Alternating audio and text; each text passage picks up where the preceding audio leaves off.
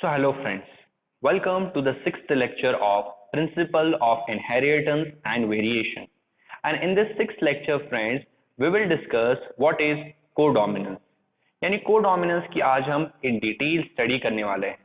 With that codominance में friends previous year में जितने भी क्वेश्चन नीट एग्जामिनेशन में पूछे गए हैं और जो भी पॉसिबल क्वेश्चन हैं जो पूछे जा सकते हैं उन सारे क्वेश्चंस की हम स्टडी करेंगे.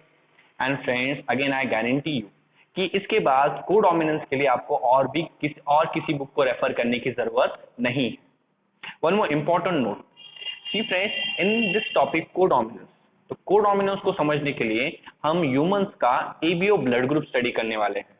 And ABO blood group is a topic जिसपे a number of times friends previous year में क्वेश्चंस पूछे गए हैं. So today's video is very important because ये एक ऐसा टॉपिक है जिसमें मोस्ट ऑफ फ्रेंड्स जिसपे क्वेश्चंस पूछे जाते ही रहते हैं. Okay, so let's start. Till now we were discussing crosses where the F1 resemble either of the two parents, that is dominant, or was in between, that is incomplete dominant. अब तक हम ऐसे crosses discuss कर रहे थे जहां पे हमारी जो F1 जनरेशन है वो दोनों में से किसी एक पैरेंट को सिमिलर थी, जैसे कि लॉ ऑफ डोमिनेंस में हुआ, करेक्ट, कि दोनों में से किसी एक ही पैरेंट का कैरेक्टर F1 जनरेशन में दिखता था and that character was known as dominant character और दूसरे कैरेक्टर को रिसेसिव कहा जाता था. This was law of dominance, ये हमने वहां पे स्टडी किया था.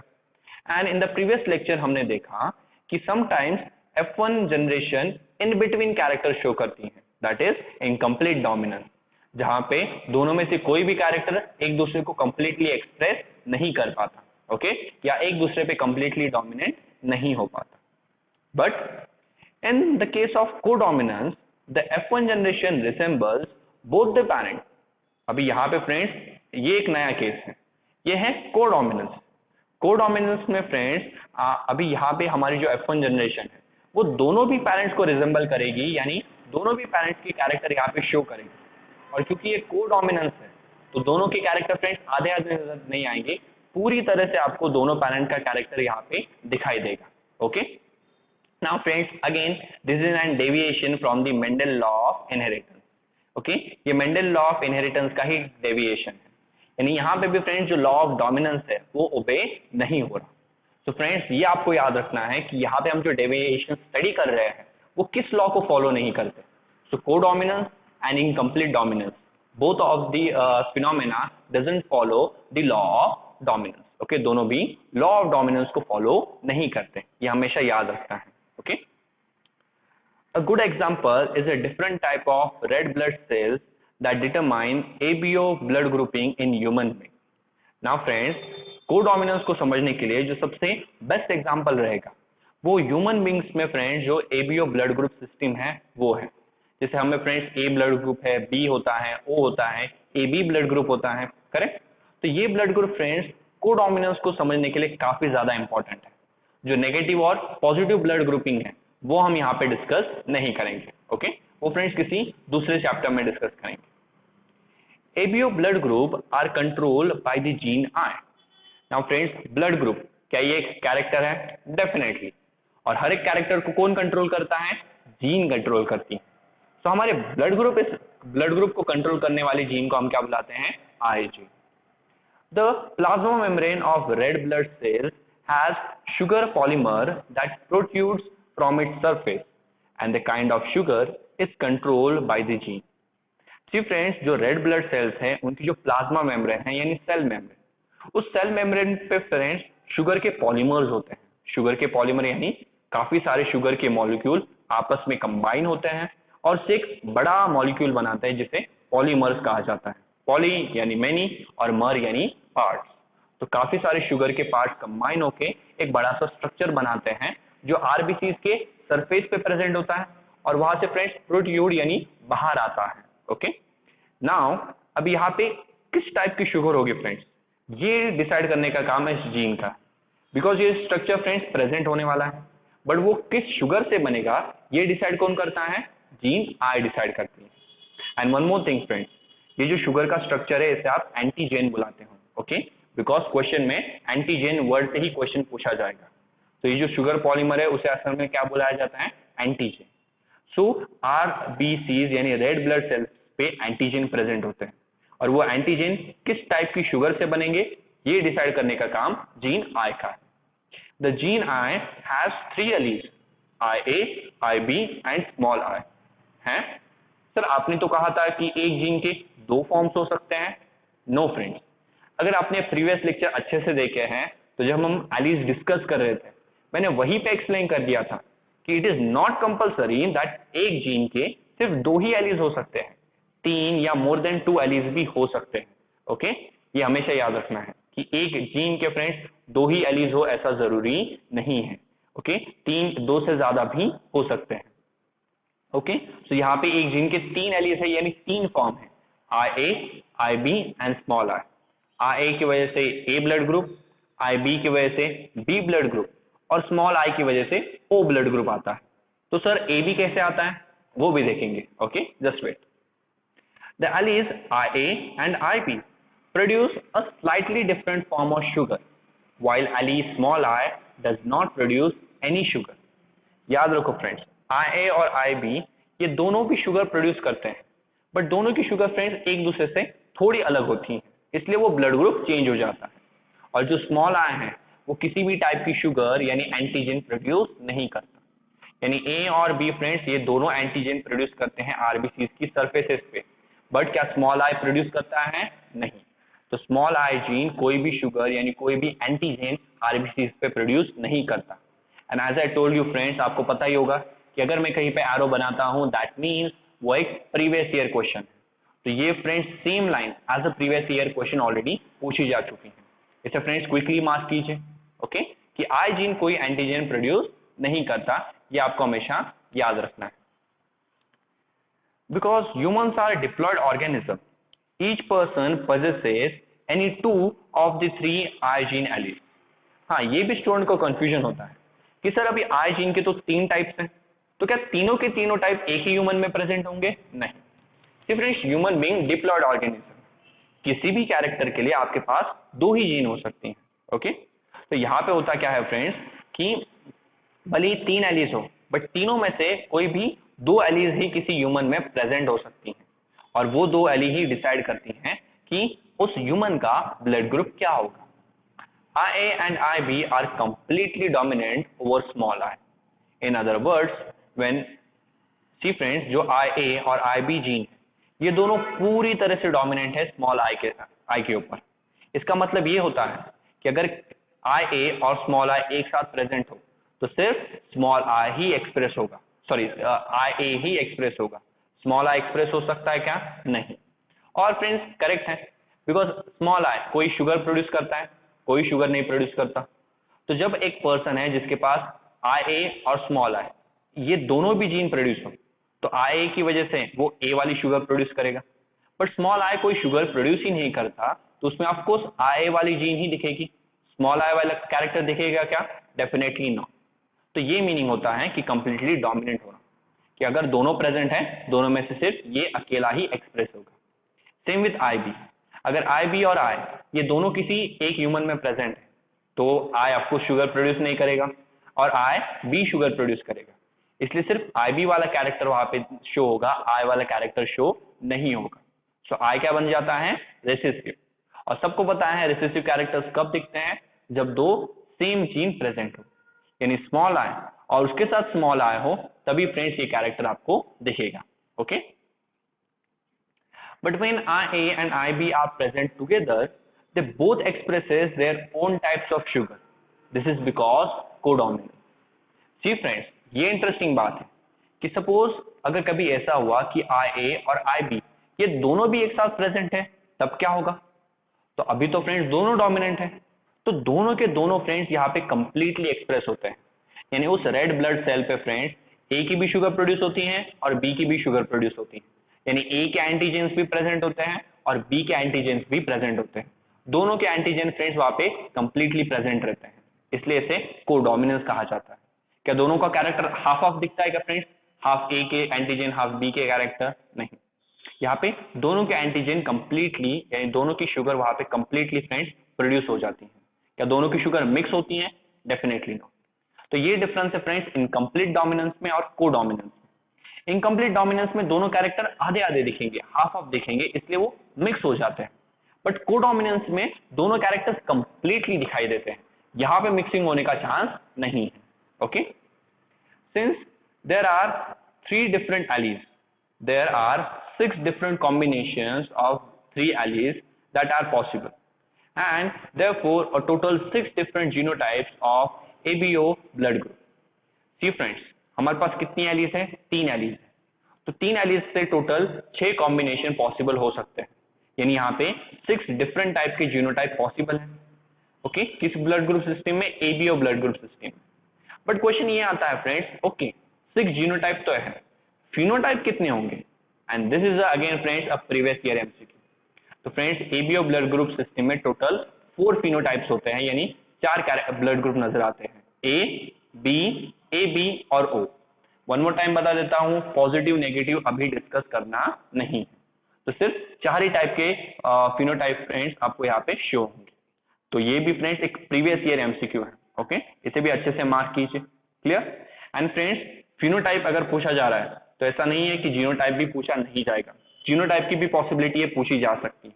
तो कितने जीनोटाइप हो सकते हैं यहाँ पे? टोटल 6 जीनोटाइप फ्रेंड्स यहाँ पे पॉसिबल है, तो साथ साथ ये भी आपको याद रखना है। Okay, now friends if you see, हमें एक टेबल के फॉर्म में ये सारी चीजें एकदम इजी मैनर में शो की गई है कि अगर एक पेरेंट है उसके पास कौन सी एलीज हो, सेकेंड पेरेंट है उसके एलीज दिए हैं, और ये दोनों एलीज जब मिक्स होंगे तो जो ऑफस्प्रिंग प्रोड्यूस होगा उसका जीनोटाइप क्या होगा और उसका ब्लड ग्रुप क्या होगा, वो यहाँ पे मेंशन किया गया है।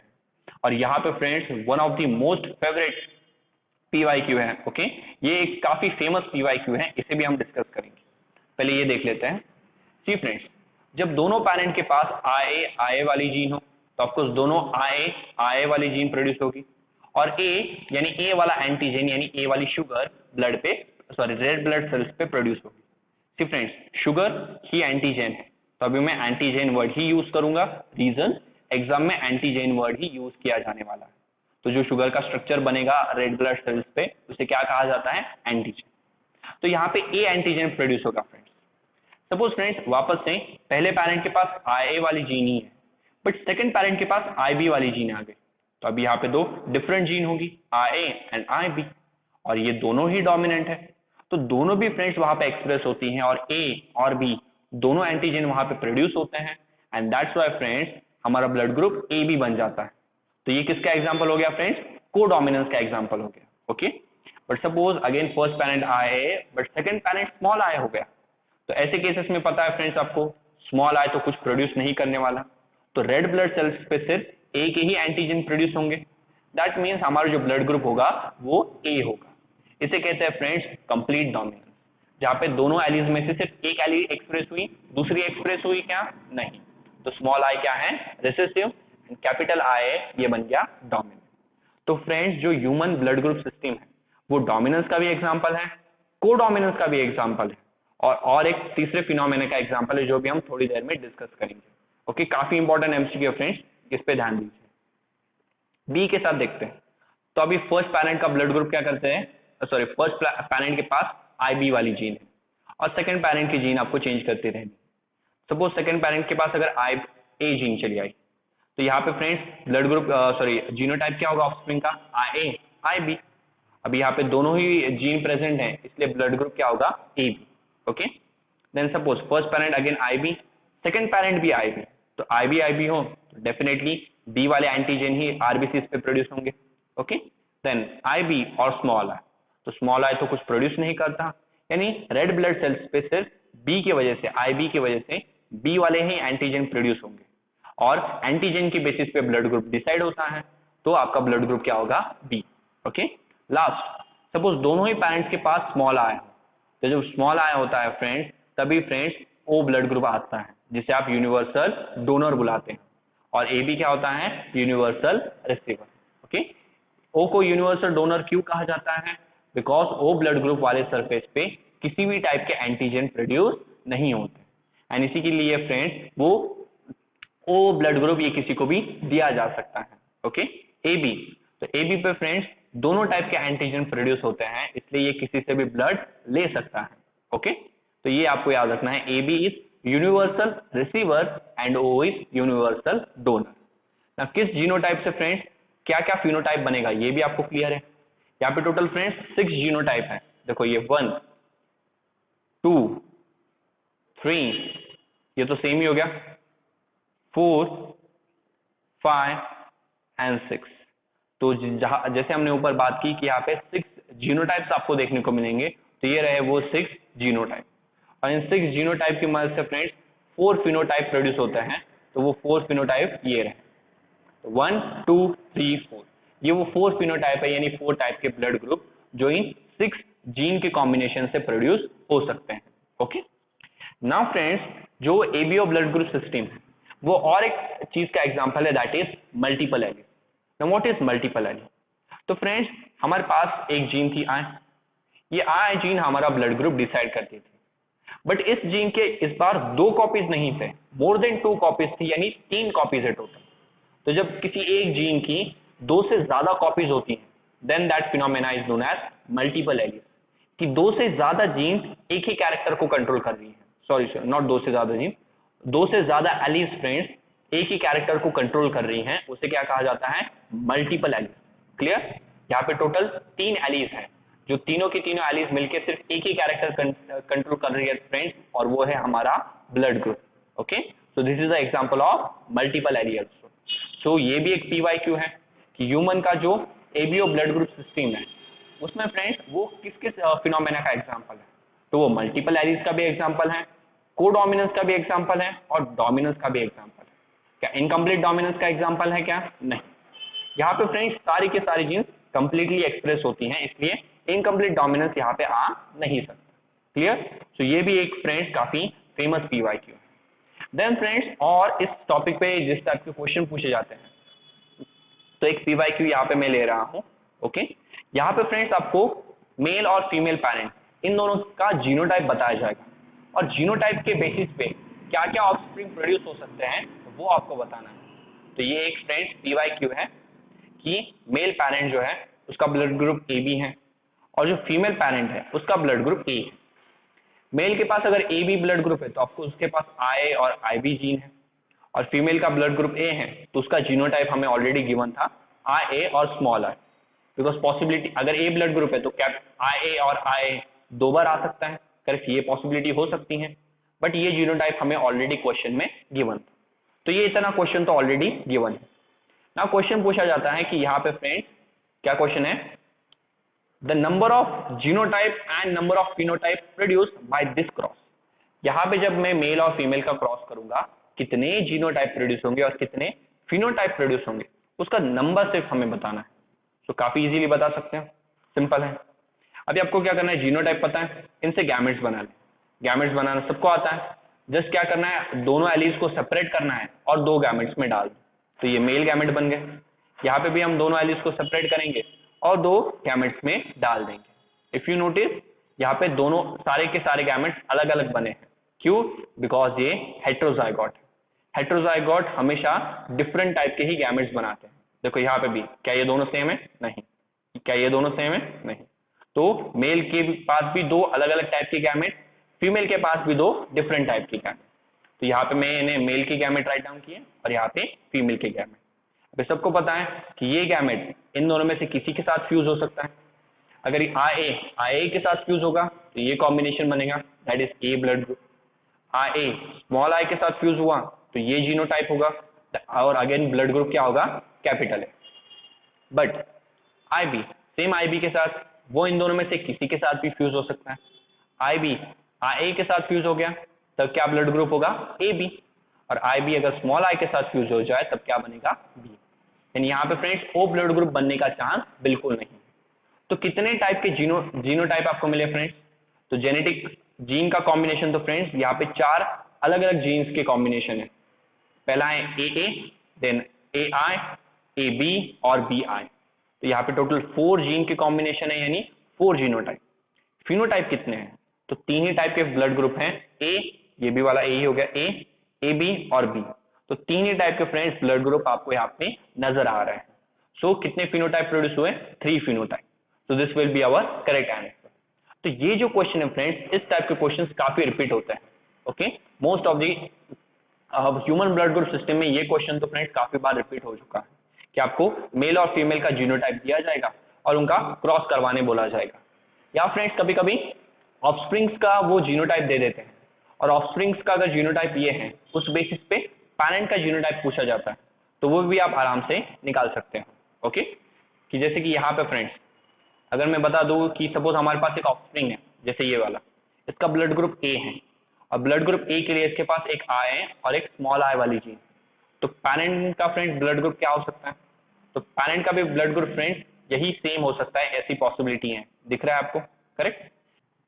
तो फ्रेंड्स सबको पता है एक जीन उसे अपने फादर से मिलेगी, एक जीन उसे अपने मदर से मिलेगी, तो उसके अकॉर्डिंग फ्रेंड्स आपको जस्ट देखना है आई और स्मॉल आई किस ऑप्शन में प्रेजेंट है और उसे टिक कर देना है। ओके, तो फ्रेंड्स ये कुछ क्वेश्चन हैं जो एबीओ ब्लड ग्रुप सिस्टम पे पूछे जा सकते हैं।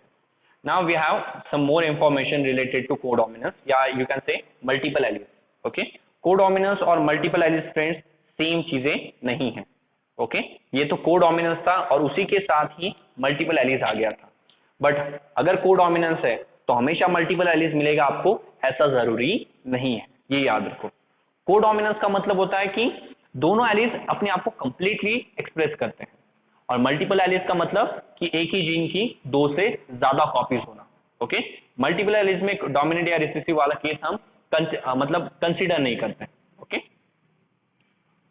Do you realize that the example of ABO blood grouping also provide a good example of multiple alleles? मैंने ऑलरेडी एक्सप्लेन कर दिया कि एबीओ ब्लड ग्रुपिंग असल में मल्टीपल एलील्स का भी एक अच्छा एग्जाम्पल है। Here you can see that there are more than two, that is 3 alleles governing the same character. See friends, इस केस में दो से ज्यादा यानी टोटल 3 एलील्स थी जो सिर्फ किसी एक ही कैरेक्टर को गवर्न कर रही थी। ऐसे केस में उसे क्या बुलाया जाता है? Multiple alleles. In an individual, only 2 alleles can be present. Multiple alleles can be found only when population study are made. जी फ्रेंड्स, जैसे कि आपको पता है किसी भी एक इंडिविजुअल में यानी किसी भी एक ऑर्गेनिज्म में दो ही एलील्स प्रेजेंट रह सकती है, तो इसलिए जब आपको मल्टीपल एलील्स की फ्रेंड्स मल्टीपल एलील्स को स्टडी करना है या मल्टीपल एलील्स को ढूंढना है, तो उसके लिए आपको एक बड़ी सी पॉपुलेशन की स्टडी करनी पड़ेगी। बिकॉज जब आप एक बड़ी सी पॉपुलेशन की स्टडी करोगे फ्रेंड्स, तभी ये चांसेस है कि आप मल्टीपल एलील्स को ढूंढ सकते हो, अदरवाइज आप ढूंढ नहीं पाओगे। Okay, so this is an important condition. Now friends यहाँ पे और एक एग्जाम्पल है ऑफ पिलियोट्रोपी। ओके, यहाँ अभी हम जो केस डिस्कस करने वाले हैं, this case is for pleiotropy. Pleiotropy friends आगे जाके भी हम डिस्कस करेंगे, बट ये भी उसका एक अच्छा सा एग्जांपल है। अब पिलियोट्रोपी क्या होता है वो देखते हैं।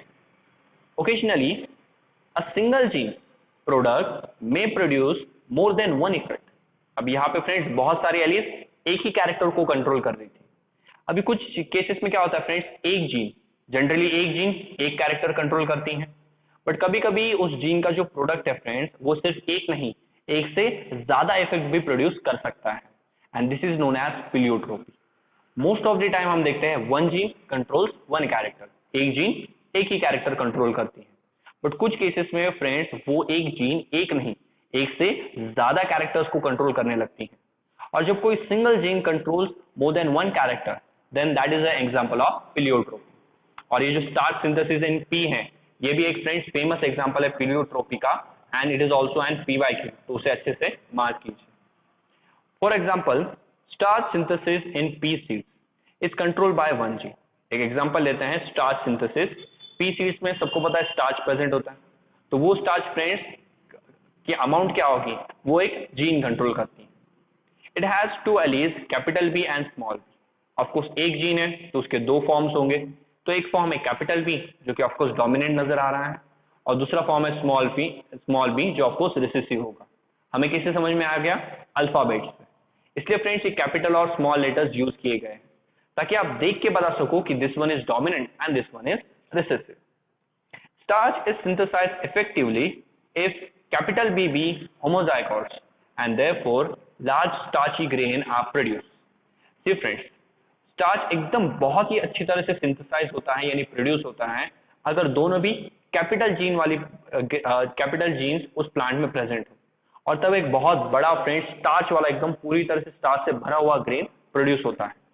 पर इन कॉन्ट्रास्ट यानी दूसरी तरफ जब स्मॉल बीबी ये वाला होमोजाइगोट प्रोड्यूस होता है तो काफी फ्रेंड्स लेसर एफिशिएंसी यानी काफी कम क्वालिटी वाला स्टार्च फ्रेंड्स प्रोड्यूस होता है और इसकी वजह से जो ग्रेन्स की साइज है वो भी काफी छोटी हो जाती है।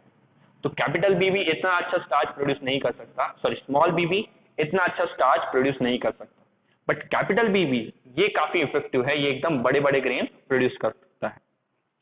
After maturation of the seeds, capital BB seeds are round and small BB seeds are wrinkled. See friends, अभी यहां पे देखो बी जीन किसके लिए है? अमाउंट ऑफ स्टार्च के लिए, बट अभी अमाउंट ऑफ स्टार्च के साथ यहाँ पे एक दूसरा कैरेक्टर भी आ गया, सीड शेप।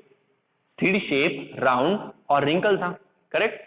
अभी ये बी वाली जीन उसे भी कंट्रोल कर सकती है, बिकॉज अगर बीबी सीड फ्रेंड्स वहां पे प्रेजेंट, बीबी जीन वहां पे प्रेजेंट है तो बहुत ज्यादा स्टार्च प्रोड्यूस होगा, और बहुत ज्यादा स्टार्च प्रोड्यूस होने की वजह से फ्रेंड जब वो सीड मैच्योर होंगे यानी पूरी तरह से ग्रो करेंगे तो राउंड सीड प्रोड्यूस होगा। बट जब स्मॉल बीबी आपके पास ये जीन है तो स्टार्च फ्रेंड्स इतना ज्यादा प्रोड्यूस नहीं होगा, और अगर स्टार्च का सिंथेसिस प्रॉपर नहीं होगा तो जो सीड प्रोड्यूस हो रहा है वो उसके ऊपर रिंकल्स आ जाएंगे। तो सी, एक जीन बट कितने कैरेक्टर्स कंट्रोल कर रहा है? दो। कौन से दो character? First amount of starch जो ग्रेन्स में होगी, and second the shape of seed. तो एक ही जीन यहाँ पे दो अलग अलग कैरेक्टर्स कंट्रोल कर रही है, एंड दैट्स व्हाई फ्रेंड्स इसी चीज को प्लियोट्रोपी कहा जाता है। Clear? Heterozygote produce round seeds and so B seems to be dominant allele। See, जब heterozygote हो यानी एक कैपिटल बी और एक स्मॉल बी वाली जीन साथ में प्रेजेंट हो, उस केस में भी फ्रेंड्स राउंड सीड ही प्रोड्यूस होती है, जिससे क्या समझ में आता है कि कैपिटल बी डोमिनेंट है। बिकॉज कैपिटल बी डोमिनेंट है तभी तो ज्यादा स्टार्च प्रोड्यूस होगा, जब ज्यादा स्टार्च प्रोड्यूस होगा तभी जो हमारी ग्रेन है वो राउंड होगी। तो अगर हेटेरोजाइगोट राउंड है यानी यहाँ पे काफी ज्यादा स्टार्च प्रोड्यूस हुआ है, और काफी ज्यादा स्टार्च कौन प्रोड्यूस कर सकता है? Just capital B. So capital B यहां से हमें समझ में आता है dominant. But the starch grain produce are of intermediate size in BB seed. So if the starch grain size is considered as the phenotype, then from this angle the alleles show incomplete dominance। अभी देखो friends, बहुत interesting बात है कि हेटेरोजाइगोट seed round तो होते हैं, okay, but इनमें अगर स्टार्च की क्वांटिटी देखो ना तो स्टार्च की क्वांटिटी फ्रेंड्स इंटरमीडिएट है यानी बिटवीन है, यानी ना ही ज्यादा और ना ही काफी कम, वो उनके बीच लाई करती है। तो जब फ्रेंड्स मिडल वाला कैरेक्टर नजर आए तो उसे क्या बुलाते हो आप? Incomplete dominance.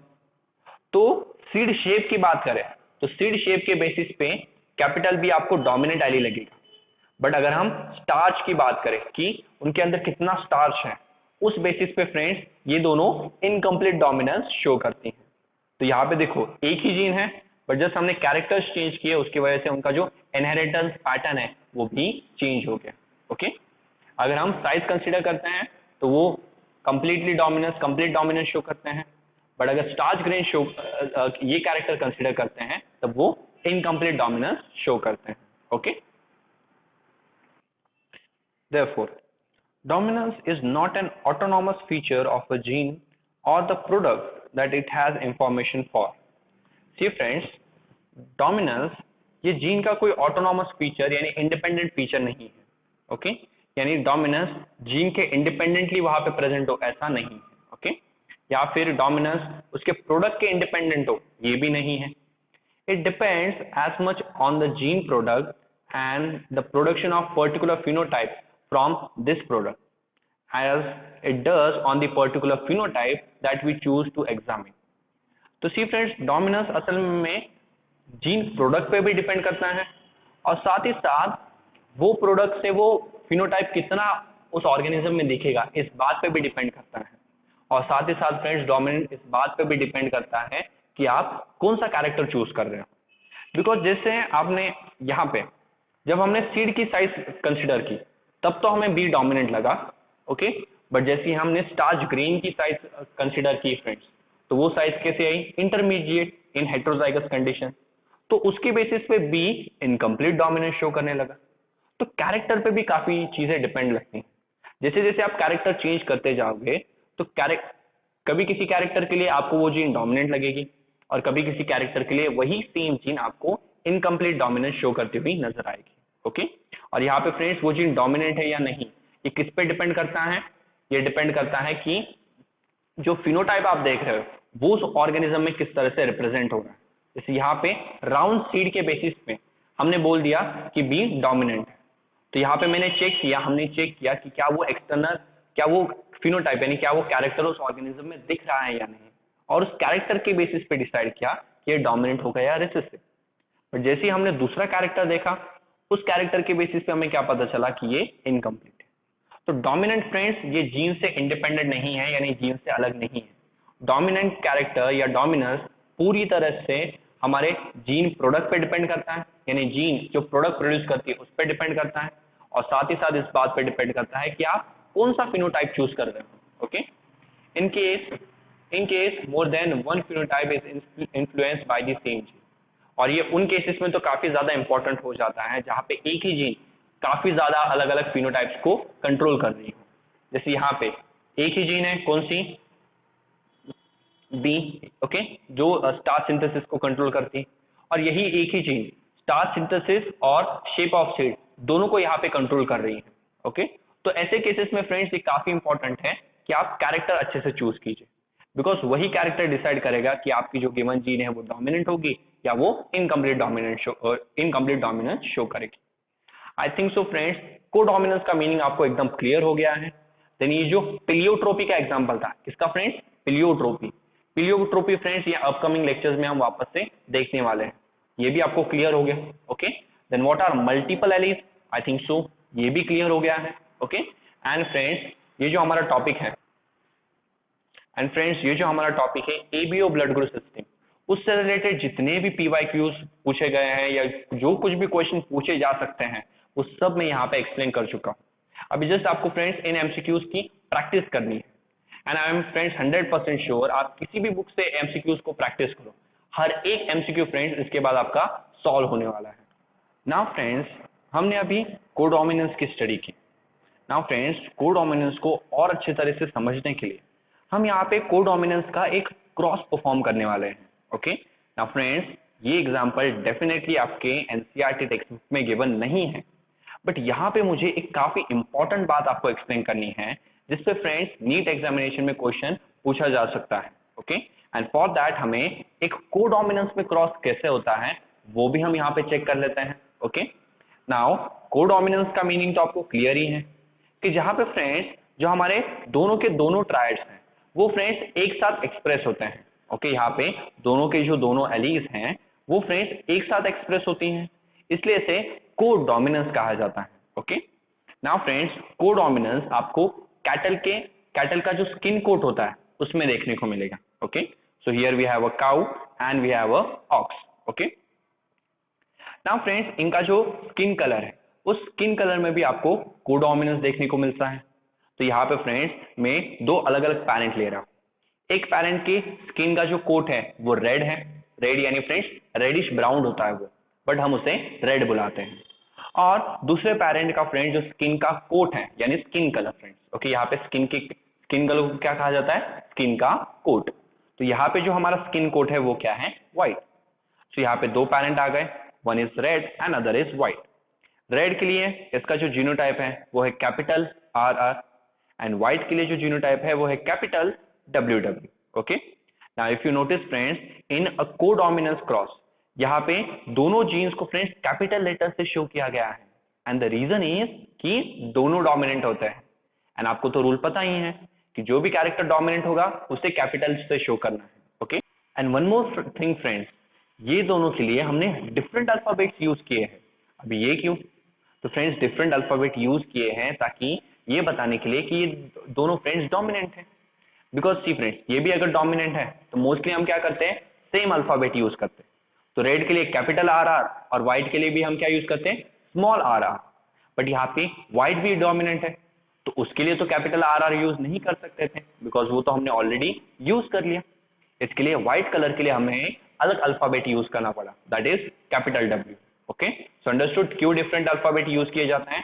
ताकि आप कंफ्यूज ना हो जाए। ओके, नाउ फ्रेंड्स ये हमारी parental generation.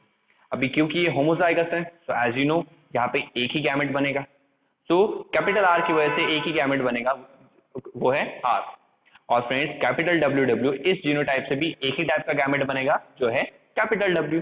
Okay, then friends आप सबको पता है कि क्रॉस में ये दोनों गैमेट्स आपस में कंबाइन होंगे। तो फ्रेंड्स जब ये दोनों गैमेट्स आपस में कंबाइन होंगे तो आर डब्ल्यू के साथ कंबाइन होगा और आर डब्ल्यू इस टाइप के फ्रेंड्स आपको F1 जनरेशन मिलेगी। Okay, now friends F1 generation में हमने क्या देखा कि जो ऑफस्प्रिंग यहाँ पे प्रोड्यूस हो रहे हैं उनके पास दोनों कलर के कोट्स हैं, यानी हाफ बॉडी पे फ्रेंड्स व्हाइट कलर था और रिमेनिंग हाफ बॉडी पे फ्रेंड्स रेड कलर के पैचेस थे, यानी यहाँ पे फ्रेंड्स दोनों भी कलर ऑब्जर्व हो रहे थे। एंड दैट्स व्हाई साइंटिस्ट ने इस इनहेरिटेंस पैटर्न को कोडोमिनेंस नाम दिया, बिकॉज यहाँ पे फ्रेंड्स दोनों के दोनों कलर्स दिखाई दे रहे हैं और वो भी कंप्लीटली, व्हाइट भी पूरी तरह से दिखाई दे रहा है और रेड भी पूरी तरह से दिखाई दे रहा है। That's why it is known as codominance. But friends क्या ऐसा इनकम्प्लीट डोमिनेंस में हुआ था? नहीं, ये आपको पता है this is a cross of incomplete dominance. Incomplete dominance में हुआ क्या फ्रेंड्स कि जब रेड और व्हाइट इन दोनों को मिक्स किया गया तो वहां पे पिंक कलर बना। क्या बना friends? Pink colour. Now in pink colour friends कैसे बनता है? जब व्हाइट भी थोड़ा सा एक्सप्रेस हो रहा है और रेड भी थोड़ा सा एक्सप्रेस हो रहा है, तो दोनों कैरेक्टर यहाँ पे मिक्स हो गए और इसलिए पिंक कलर ऑब्जर्व हुआ। जब when both the characters are incompletely express, incomplete dominance में दोनों कैरेक्टर्स पूरी तरह से एक्सप्रेस होते हैं क्या? No, both the characters are incompletely express, दोनों आधे आधे एक्सप्रेस होते हैं, इसलिए यहाँ पे फ्रेंड्स एक इन बिटवीन कैरेक्टर्स आपको मिलता है। ओके, बट यहाँ पे ऐसा होता है क्या? नहीं, यहाँ पे भी इन बिटवीन कैरेक्टर मिलता है, बट यहाँ पे दोनों के दोनों कैरेक्टरिस्टिक्स पूरी तरह से आपको यहाँ पे दिखाई देते हैं। दोनों कैरेक्टरिस्टिक क्या आपस में मिक्स होते हैं क्या? रेड और व्हाइट मिक्स होके यहाँ पे पिंक कलर की आपको काउ मिली क्या फ्रेंड्स? नो। तो this is the difference between incomplete dominance and codominance. Codominance में कैरेक्टर पूरी तरह से दिखाई देंगे, बट इनकम्प्लीट डोमिनेंस में वो दोनों कैरेक्टर्स फ्रेंड्स इनकम्प्लीटली शो होंगे, यानी सिर्फ हाफ शो होंगे और इसलिए वजह से वो मिक्स हो जाएंगे। नाउ फ्रेंड्स जब इस F1 जनरेशन के बीच हमने सल्फिंग करवाई और इससे जब F2 जनरेशन प्रोड्यूस हुई तो क्या हुआ देखते हैं। F1 जनरेशन के पास दो अलग अलग जीन्स है, एक कैपिटल R और एक कैपिटल W। तो होगा क्या? गैमेट्स बनते वक्त कैपिटल R एक गैमेट में जाएगी एंड कैपिटल W दूसरे गैमेट में एंटर होगी। सेम फ्रेंड्स दूसरे पेरेंट के साथ यहाँ पे भी कैपिटल W एक गैमेट में, सॉरी कैपिटल R एक गैमेट में एंड कैपिटल W दूसरे गैमेट में एंटर करेगी। ओके, तो हमारे अभी गैमेट्स बन गए। अभी ये गैमेट्स फ्रेंड्स आपस में क्रॉस करवाएंगे। अब ये कैपिटल R इन दोनों में से किसी के साथ भी फ्यूज हो सकता है। अगर कैपिटल R के साथ फ्यूज हो गया यानी ये, तो आपको रेड स्किन कोट वाला एनिमल मिलेगा। बट सपोज कैपिटल R अगर W के साथ फ्यूज हो गया तो अगेन फ्रेंड्स आपको रॉन कोट मिलेगा। इस कोट को क्या कहा जाता है फ्रेंड्स? Ron coat. ओके, जहाँ पे कुछ बॉडी व्हाइट कलर की होती है और उसपे रेड कलर के पैचेस प्रेजेंट होते हैं। वापस से फ्रेंड्स ये W इन दोनों में से किसी के साथ भी फ्यूज हो सकता है। अगर W R के साथ फ्यूज हो गया तो अगेन आपको रॉन कोट मिलेगा, और अगर W यहाँ पे फ्रेंड्स इस W के साथ फ्यूज हो गया तो W फ्रेंड्स आपको देंगे एक व्हाइट कलर का एनिमल। ओके, तो इस तरह से फ्रेंड्स यहाँ पे 4 ऑफस्प्रिंग आपको मिलते हैं, और 4 ऑफस्प्रिंग का फ्रेंड्स अगर आप फिनोटाइप देखें तो यहाँ पे 3 अलग अलग फिनोटाइप मिले हैं। ओके, अपीयरेंस के बेसिस पे, फिनोटाइप यानी एक्सटर्नल अपीयरेंस के बेसिस पे कितने एनिमल्स मिले आपको? सिर्फ 3, एक रेड वाला, रॉन वाले एंड व्हाइट वाले। तो एक्सटर्नल अपीयरेंस के बेसिस पे फ्रेंड्स यहाँ पे 3 टाइप बनते हैं, that is red, Ron and white. और इनका जो रेशियो है that is the phenotypic ratio, वो कितना आएगा? रेड 1 है, 2 रॉन है और व्हाइट 1 है, यानी the phenotypic ratio is 1:2:1। And friends genotypic ratio क्या है? तो जीन भी 3 टाइप के हैं, एक capital RR, then capital RW और WW। ओके, तो जीन्स भी फ्रेंड्स 3 टाइप के हैं और उनका रेशियो कितना है? Capital RR 1, capital WW 1 and capital R and W ये फ्रेंड्स 2। तो जीनोटाइपिक रेशियो इज ऑल्सो 1:2:1। ये फ्रेंड्स हमारा जीनोटाइपिक रेशियो है। तो फ्रेंड्स अगर आप देखें तो यहाँ पे फ्रेंड्स हमने इनकम्प्लीट डोमिनेंस देखा था स्नैपड्रैगन में, और यहाँ पे हम कोडोमिनेंस देख रहे हैं कैटल कोट में। दोनों के केस में फ्रेंड्स जो फिनोटाइपिक रेशियो है and genotypic ratio are same. यहाँ पे भी देखो फिनोटाइपिक रेशियो क्या है? 1:2:1 और जीनोटाइपिक रेशियो भी 1 1:2:1. That means friends incomplete dominance and codominance में जब क्रॉस होता है तो फिनोटाइपिक एंड जीनोटाइपिक रेशियो हमेशा सेम होता है. And this is a very very very important MCQ friends. इसी एमसीक्यू के लिए मैंने आपको ये क्रॉस शो किया है, ओके, कि इनकम्प्लीट डोमिनेंस में और कोडोमिनेंस में फिनोटाइपिक रेशियो और जीनोटाइपिक रेशियो सेम होता है. और एक फ्रेंड्स क्रॉस है जहां पे फिनोटाइपिक रेशियो और जीनोटाइपिक रेशियो सेम होता है, that is monohybrid test cross. जब मैं फ्रेंड्स आपको inheritance due to one gene explain कर रहा हूं तो उसके फ्रेंड्स लास्ट वीडियो में मैंने आपको टेस्ट क्रॉस ये एक्सप्लेन किया है और बहुत ही डिटेल में हमने देखा है. टेस्ट क्रॉस में भी अगर आप ऑब्जर्व करो तो आपको जो फिनोटाइपिक रेशियो है और जो जीनोटाइपिक रेशियो है वो दोनों भी सेम है फ्रेंड्स, 1:1.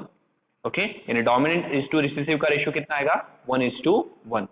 तो यहाँ पे 3 क्रॉस हो गए, incomplete dominance, codominance and test cross.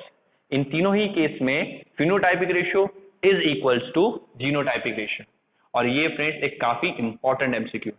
Okay, इसे मार्क कीजिए कि ये 3 क्रॉस ऐसे होते हैं जहां पे दोनों रेशियोज एक दूसरे को इक्वल है. So friends I think so, I hope कि आपको कोडोमिनेंस अभी अच्छे से क्लियर हो गया है and codominance and incomplete dominance में क्या डिफरेंस है वो भी क्लियर हो गया. और एक काफी ज्यादा इंपॉर्टेंट एमसीक्यू वो भी हमने फ्रेंड्स यहाँ पे डिस्कस कर लिया है. Okay, now friends in the next lecture we will study about the dihybrid cross. So thank you very much.